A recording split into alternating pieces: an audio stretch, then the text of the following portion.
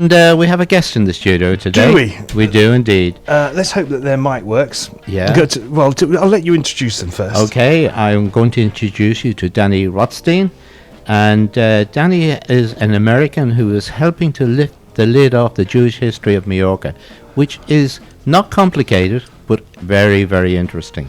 Would you agree, Dani? Very warm welcome to you, Dani. Definitely agree, and I hope that... Hang on. No, he's testing again. He's turning in his knobs. No problem. That's so. I can suddenly hear the voice in my head. Oh wait, that's me. Yeah. Okay. You can start again now. A very warm welcome to you, Dani. Thank you so much. Thanks, Adrian. Thanks, Carlos. Thanks for having me. This is wonderful. No, you're very welcome. Dani's actually no stranger to Radio Calvià, is he? No. Dani's been here before, but Dani's no stranger to anything to do with the either radio or film business. Dani, you're a producer as well? That's right, yeah. I have a career in producing. I started my career here in Mallorca with Palma Pictures, actually. I'm sure you're familiar. Yeah. So he's obviously been drawn here by the immense talent that you and I are, Adrian. Yeah, and our listenership is so great. I'm scouting today, actually. Yeah, That's what I came here to look. Yeah, exactly. Yeah. So, Dani, let's talk about the tours that you do, because I know that they're so interesting. Yeah. Tours? I thought you said you were a producer. I wear many hats. I'm actually officiating 3 weddings this summer, would you believe it? Wow. And I'm not a rabbi. Wow. So go figure. No, I like to do many different things. I don't consider myself just, as one particular thing. And, I have a career of 20 years over producing TV commercials. That's how I first came to Mallorca. You can tell by my accent, I'm not originally from here. I don't know if you can hear the New Jersey twang in my voice there. But, to me, it's just American. It's just yeah. But when Dani first came to the island, he thought he was going to be the only Jew here. He didn't know I was here. No. That's right. two of you. Yeah, there's 2 of us now. There's a whole 2 of us, and a whole lot of people that actually come from the Jews of medieval times, and that was something I never knew about. Yeah, this is the Chuetas? The Chuetas, yeah. Chuetas. Yeah. Do you want to explain how that came about? I think it's quite interesting. Yeah, absolutely. I moved here, like I said, for work purposes. I got a job, a good gig with Palma Pictures, and I started working here, again, as you said, Adrian, before meeting you. I really thought I was the only Jewish person on the island, and then... a coworker from work told me about a synagogue, and I thought I had to go underground, to get to the ruins, and then no, you can go in there on Friday nights. That's Shabbat. That's when you guys go. I said, yeah, that's correct. And so I went, and I was in the service. This is in Palma. This is in Palma de Mallorca. Yeah, in the city here, right outside Santa Catalina. Near a good bar. In a good pub, an Irish pub. There you go. Hogan's. Yeah, across the street from Hogan's. Yeah. Right next to Molly Malone's. And then on the other side of the synagogue is the Chinese healthy massage parlor. So, go figure. A little bit of everything. Hey, this is Mallorca.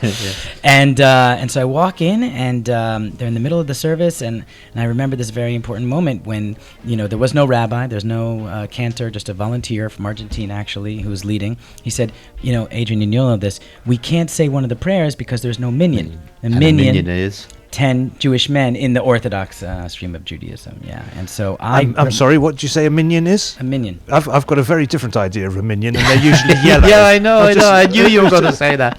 No, 10 Jewish men over the age of 13. Right. And then you can say certain prayers. Okay. And do you know why, Adrian? I always wondered the why. Why does a minyan exist? I don't know. I think it's to do with the tribes. Yeah, well, there's a little bit of tribes, and also which prayers can you do with or without a minyan? The Kaddish, when someone's passing away, you should never have to say this alone. When you have to say the prayer for your mother or father or an immediate family member, you should always be surrounded by community. Yeah, which is, Sorry, I'm having brain overload at the moment. I'm still thinking of minions in Disneyland. Yeah, no. And I thought we were in ruins in Palma, and I thought I was having to perform for a producer of Palma Pictures. So I've given up now. Yeah. It's just But you see, this is why it's not complicated. Yeah.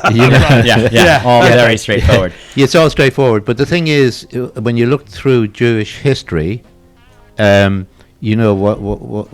was just said about not being alone to say the prayer when someone dies, right? It's comforting. Okay. And when you talk about kosher, right? Kosher is to do with dietary. It's not. Yes. It's not just Yeah. I think this is my opinion here. Yeah, Once upon a time, there was an epidemic where people had passed away, and it had to do with the pig, like something was not wrong. And I think that the rabbis came up, okay, if this is going to maybe kill off our people, our tribe, then no more pig, you know? And this is some of the rules that might have come up. So cut to, we're in Palma in the synagogue, and the number is 10. That's a global thing. It doesn't change by country, right? The minyan is always 10 Jews. And there were 14 men in the men's section. And the guy said, we don't have a minyan. We don't have 10 Jews. I go, but there's 14. What are you talking about? And I asked the guy next to me, why are we skipping this prayer when we have, a minyan? There's 14 men. And he turned to me and he said very clearly, as if I was the weird one in the room, he goes, well, that's obvious. Some of these men are not Jewish. They're Chueta. And it's the first time I heard this word, Chueta. This is so beginning with X. X-E-U-T-E. X-U-E-T-A. Chueta. Chueta. Yeah, with the X. Okay. And I learned that the Chueta people are Catholic descendants of the Jewish conversos only from Majorca Island. They're not from anywhere else. Not from Menorca, not from Ibiza. We have our own name. Yeah. Mallorquins, they're good at that. Yeah. And it comes from a couple things. The chuya in Mallorquin is bacon or pork. And so because they were always trying to fit in with the rest of the Catholics, like, hey, we're no longer Jewish anymore, they would cook bacon or pork outside I've their heard homes. this before, yes. And this goes up to quite recent, up to Franco's times, like Absolutely. 40s and 50s. It's Absolutely. not that long ago. Yeah. 1990s, there's Argenteria Street, Silvermaker Street, like by Plaza Mayor. All of the jewelry stores in the 1990s, all were owned by Chueta families. All of the Catholic families that came from the Jewish conversos of this island. And that's not that long ago, 1990s. It's like... I think that's only a couple of years ago. You know, the older you get and you hear people talking about even the late 80s. That's not that long ago, but it is. It's like, there's that wonderful... comparison of age. It's the same number of years between 1920 and 1970 as there is between 1970 and 2020 or something like that. Yeah. Okay. Oh, interesting. The 20 to 70 and the 70 to 20. Yeah, that's correct. Yeah. And so you have the cooking the bacon pork in public, right? To say, hey, we're no longer keeping kosher, as Adrian said. Nothing to do with checking your paperwork on buying a second-hand car. Like when people say, is this kosher? Yeah, is it kosher? Right. Yeah. It's amazing the word. I say that with respect, of course. But it's amazing the words, like everywhere you go now, you hear people talking kosher. When I was growing up as a kid, you'd only hear it at home. About something being kosher. Yeah, and now it's in the general language, right? Yeah. You've done very, very well so far, Danny, at confusing me a little bit with all the complexities of things, but very interesting stuff.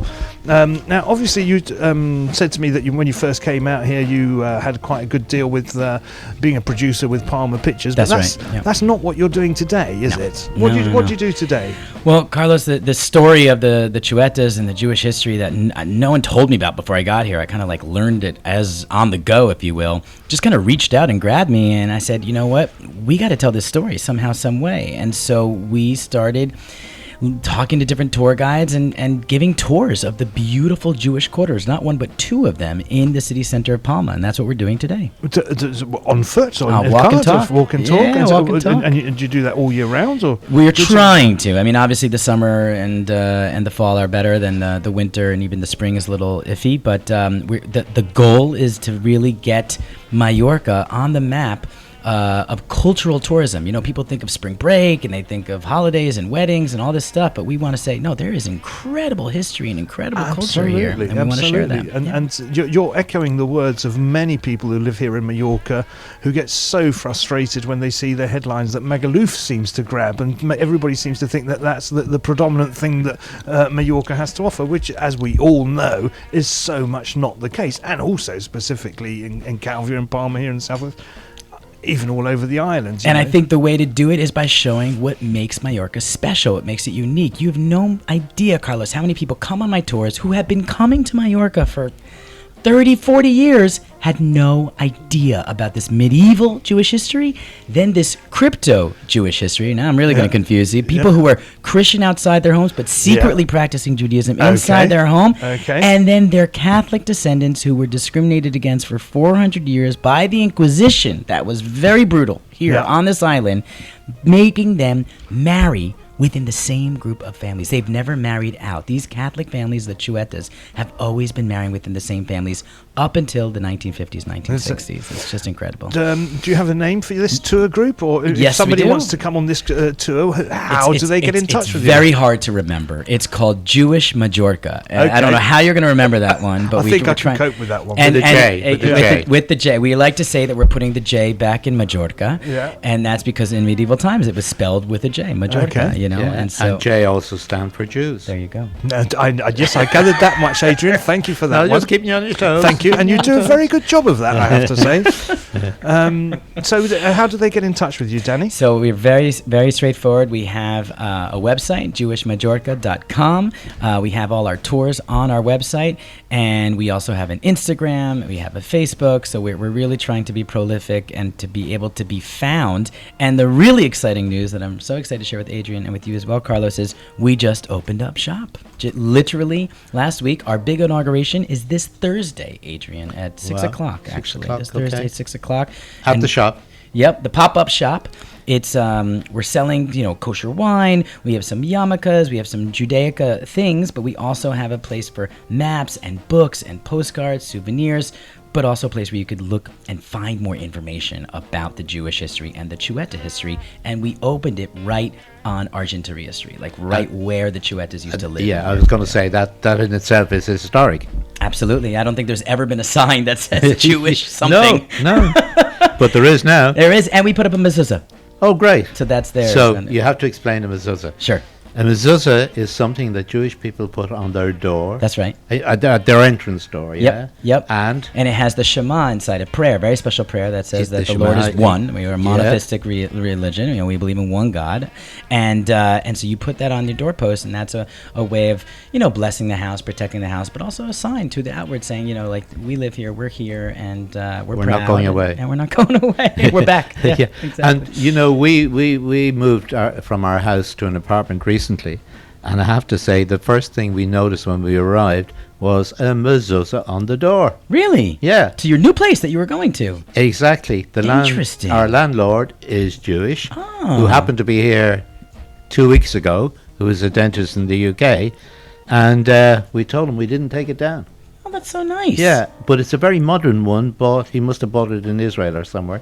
But it's not, it's quite big and very colourful. You'll appreciate this. We're actually talking to local artists to make them. mezuzot and Fantastic. made here in Mallorca. So Yeah, when you but- come here, either a resident or a tourist, you can get a mezuzah made in Mallorca. Yes, with Mallorca on it, yeah? Yeah.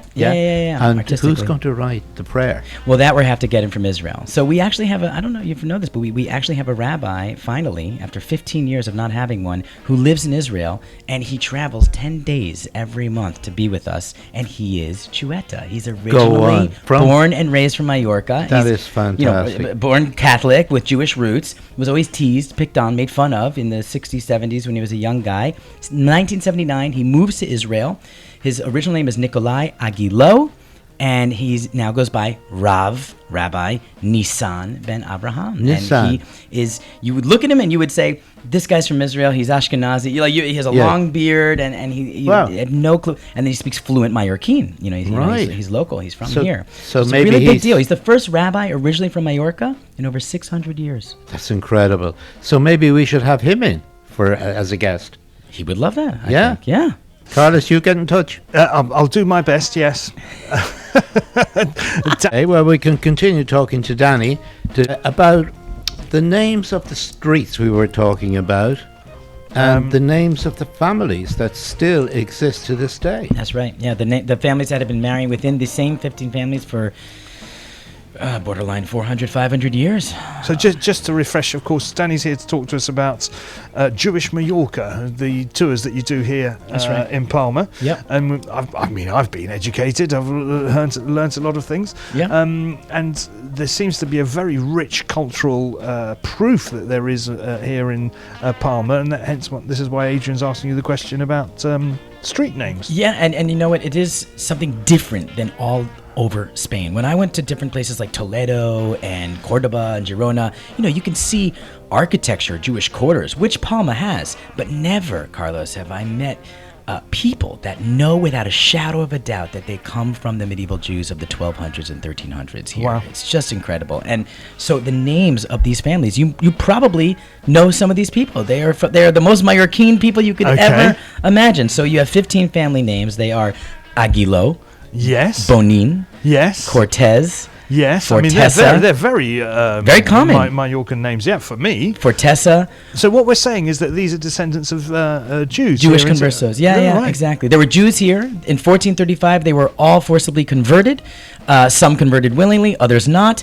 And then they, basically created two separate groups, new Christians and old Christians. Never did the two mix. And many of them were crypto Jews, secret Jews. They were Christian on the outside, walking around on the street, and then on the inside, they tried to keep their Judaism alive for 250 years before there was this terrible burning of the stake. There were actually many during the Inquisition. And then these descendants of these secret Jews are called Chuetas. They were called that as an insult, really. It was a terrible thing to be called Chueta. And by the way, if you were a Mallorquin without one of these last names, you never wanted to marry someone who had a Chueta last name. That was like a really bad thing, for a long time. Okay. And I think that just stopped being a bad thing about 100 years ago, 80 years ago, 70 years ago. As presumably the significance of it no doubt dissolved away and people didn't understand why. Well, actually, it's thanks to people like you and I. Well, I don't say, no, people who are not from Mallorca, who came here, who didn't know the difference between someone from Mallorca with one last name and someone from Mallorca from another last name. We didn't understand these insular, details, if you will.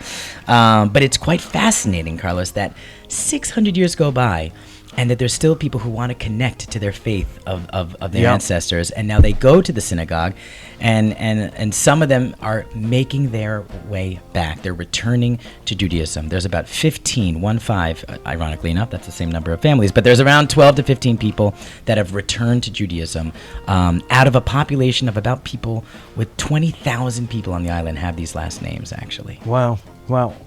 So you got through what, 4 or 5 of them there? I did. I only got through a couple of them. So there's Fuster, Martí, Miro, Picot, Pina, Pomar, Segura, Taronji, Valentí, Valeriola, and Valls, Valls. Okay. Those are the 15 last names. Okay, there was no best arts in that. No. I've got. Okay. I'm a descendant of James I. Wow. Yes. I have royal blood in me. It's about 700 years old. It's true.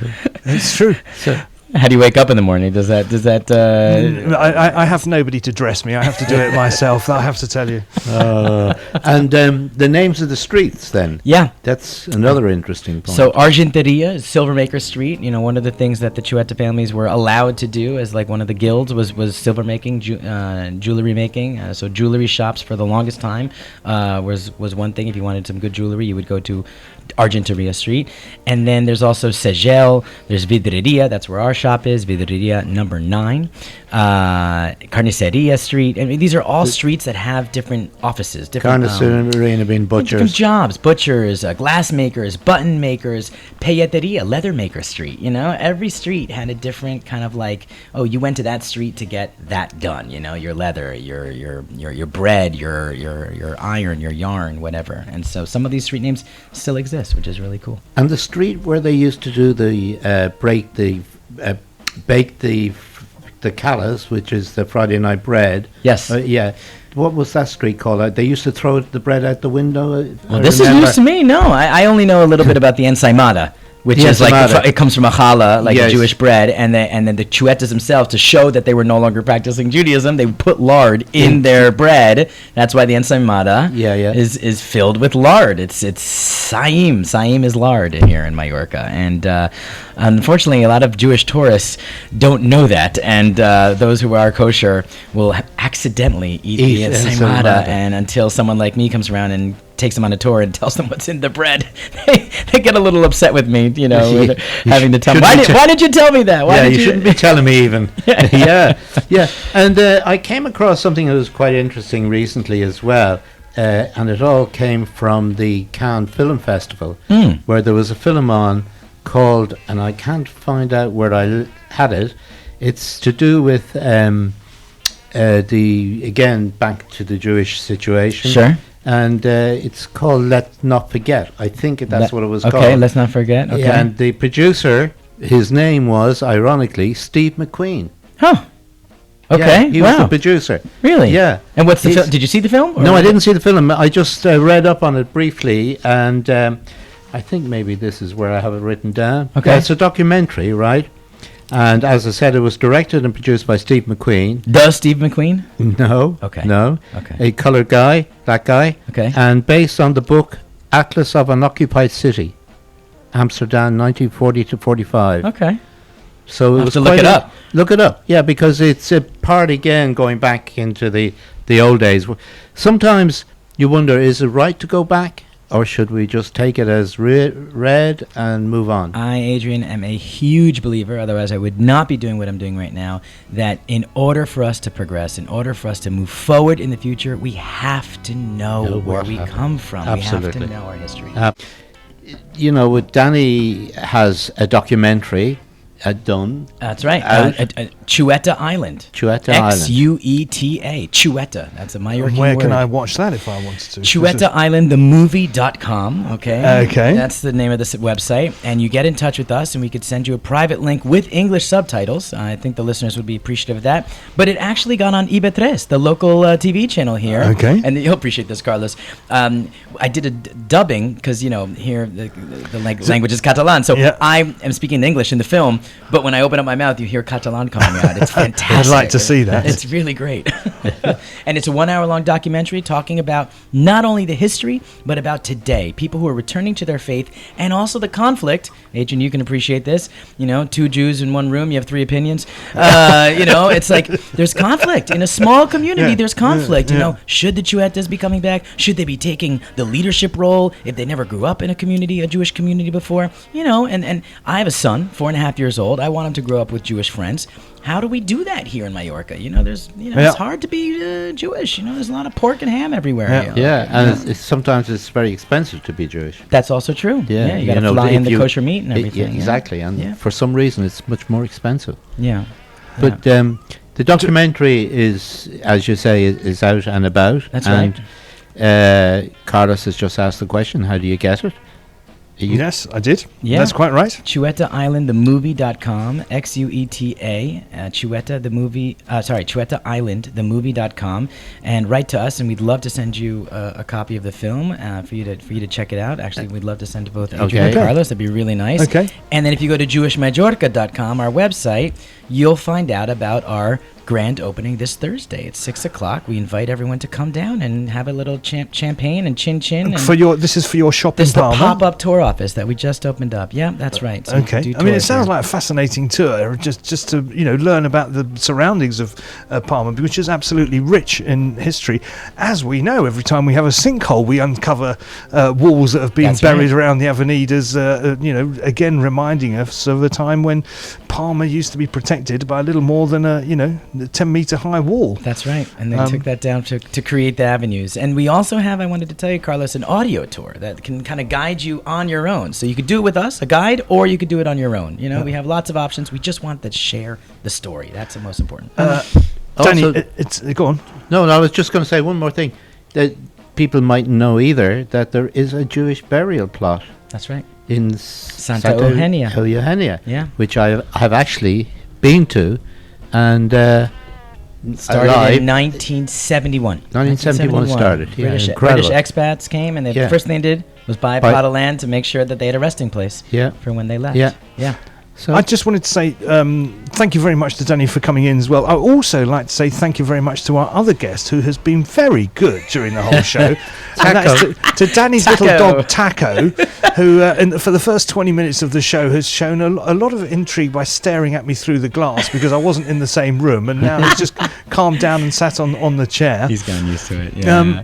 That really just about brings us to the end of our show this evening. So very big thanks again to Dani Rotstein from Jewish Mallorca, That's right. who does tours here in Mallorca. Thank you, You can guys. Google that, and you can also attend the opening of their tour shop this Thursday evening in Palma. No That's doubt right. they'll find some info online. Absolutely.